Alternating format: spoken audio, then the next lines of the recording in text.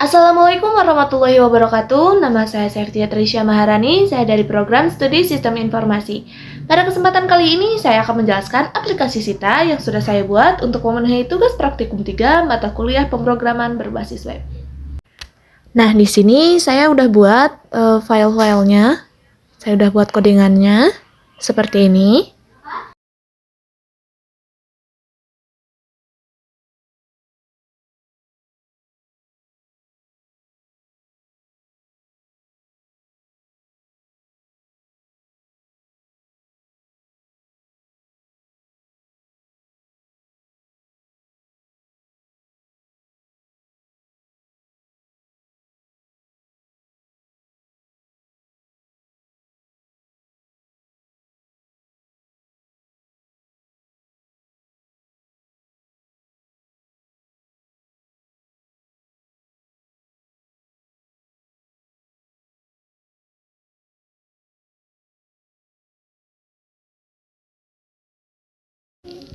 Nah, kemudian saya akan run di sini.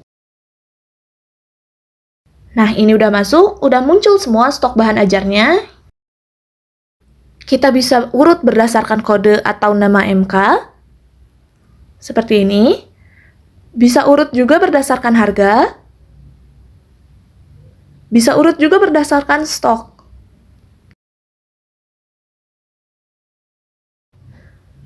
Nah, kita juga bisa urut pilihannya dari sini.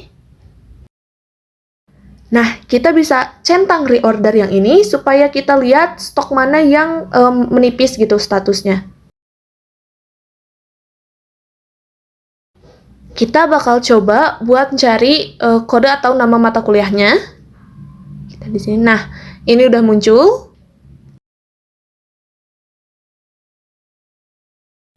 Kita juga bisa atur sesuai UT daerahnya masing-masing. Ini saya pilih Jakarta, kemudian Surabaya, kemudian Makassar, dan Padang. Itu nggak ada datanya, dan Denpasar.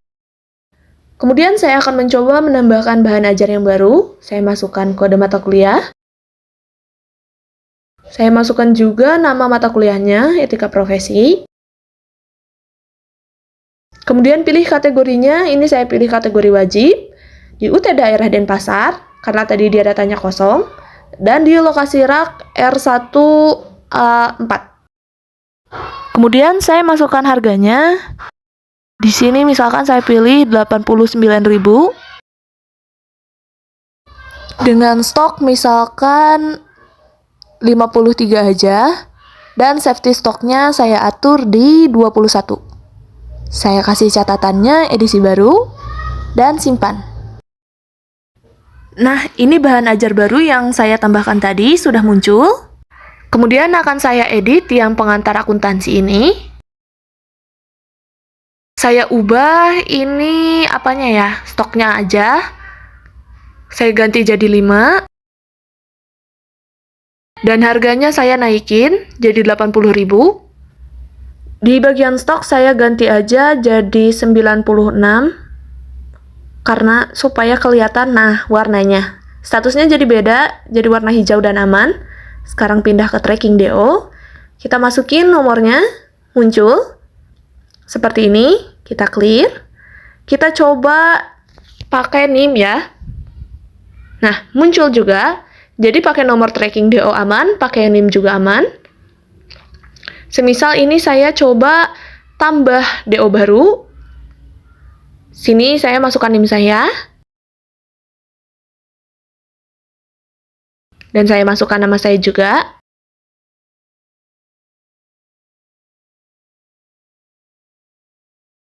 Kemudian saya pilih yang ekspedisi itu, yang ekspres.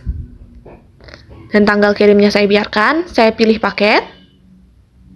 Nah, harganya itu udah langsung otomatis. Dan detail paketnya juga otomatis. Saya tambahin, ini diproses. Saya simpan. Nah, sudah muncul seperti ini. Maka berhasil. Kita coba cari menggunakan NIM saya. Klik. Dan muncul. Seperti ini, lengkap semua. dengan statusnya juga, total, dan ekspedisinya. Kita lanjut ke order baru. Sini saya pilih semisal Surabaya. Saya ganti aja Denpasar karena tadi saya masukin etika profesinya di Denpasar. Saya masukkan nama saya, yaitu Septia Trisya Maharani. Dan saya masukkan juga NIM saya. Nah, kita tambah. Nah, di sini muncul kita mau berapa ya, ini keranjangnya. Saya pilih 2. Saya kasih catatan seperti ini. Tinggal submit. Nah, sudah seperti ini berarti sudah ini sudah masuk. Nah, kita masuk lagi ke tracking DO-nya. Saya di sini mau coba ketik yang angka yang salah. Nah, di sini bakal tertulis data itu nggak ditemukan gitu. Saya ke data bahan ajar. Di sini saya klik hapus. Tinggal kita oke. Dan biologi umum itu udah terhapus ya. Nah, pertama itu kan aku pisah-pisahin dulu kodenya ke beberapa view komponen. Soalnya aplikasi ini tuh kan punya 3 halaman yang beda, ada stock, tracking, sama order. Nah, kalau semua aku tulis jadi satu file, itu filenya bakalan panjang banget, susah dibaca juga, apalagi kalau nanti misalkan ada kode yang harus dibenerin gitu. Makanya, itu aku bikin pisah jadi 3 komponen, ada stock table, dot tracking, sama order form. Nah, masing-masing itu bisa jalan sendiri, punya template-nya, ada data, sama metode masing-masingnya. Jadi kalau misalkan ada error, tinggal cari di komponennya aja, nggak perlu pusing lihat file yang gede gitu. Terus juga kayak komponen status batch sama app modal, itu bisa dipakai di mana aja, jadi nggak perlu nulis kode yang sama berulang-ulang terus gitu. Selanjutnya soal data binding, itu buat nampilin data, aku pakai kurung kurawal. Soalnya ini tuh yang paling gampang dan paling sering dipakai di Vue juga. Kalau misalkan datanya mengandung HTML, kayak field catatan yang isinya bisa kayak atau strong, aku pakai via HTML. Biar HTML-nya itu kebaca dan bukan cuma jadi teks doang tuh. Terus buat atribut yang dinamis, misalnya pas tab lagi aktif, aku pakai vbind. Jadi kelas aktif itu muncul otomatis pas tabnya diklik. Nah, kalau buat form input, aku pakai vmodel. Soalnya vmodel itu two-way binding. Jadi pas pengguna ngetik, datanya itu langsung berubah tanpa nulis kode tambahan. Itu lebih praktis. Nah, buat nampilin komponen itu kan tergantung kondisi, aku pakai vif sama vshow. Nah, aku pakai vif ini buat ganti-ganti halaman, karena cuma satu halaman yang perlu kelihatan dalam satu waktu. Nah, dengan vif ini, halaman yang nggak aktif, itu nggak bakal dirender sama sekali, jadi lebih hemat juga. Sementara buat modal konfirmasi hapusnya, aku pakai vshow, soalnya modal itu tuh sering muncul terus hilang gitu. Dengan vshow ini, modalnya tetap ada, cuma disembunyiin aja. Jadi pas nanti dipanggil lebih cepet juga.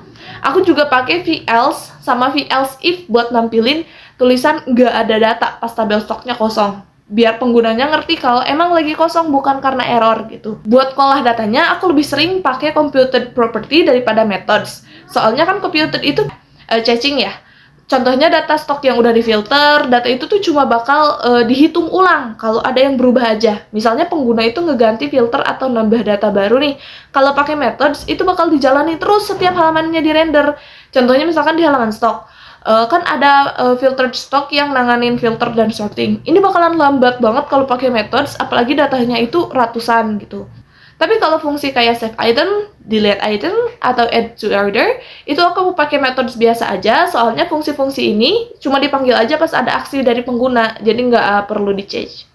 Nah, aku pakai minimal 2 voucher di aplikasi ini, sesuai sama yang diminta di tugas. Voucher pertama itu ada di halaman stok, aku pantau perubahan filter UPBJJ. Soalnya pilihan kategori itu harus tergantung sama UT daerah yang dipilih. Jadi pas pengguna ganti UT daerah, pilihan kategori itu langsung di-reset biar nggak bentrok.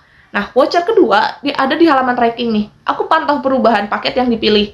Pas pengguna pilih paket yang beda, detail paketnya juga sama total harganya langsung ke update otomatis. Kalau nggak pakai voucher, aku harus pakai event add change manual gitu. Nah, voucher ini tuh lebih simple karena Vue bakal jalanin fungsinya otomatis pas datanya berubah.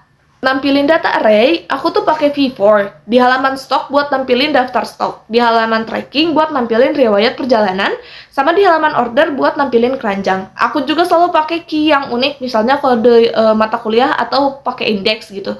Soalnya key itu kan ngebantu view buat ngeidentifikasi tiap itemnya. Jadi kalau misalkan ada perubahan, view itu cuma ngerender item yang berubah aja, nggak semuanya. Ini tuh penting banget buat performanya.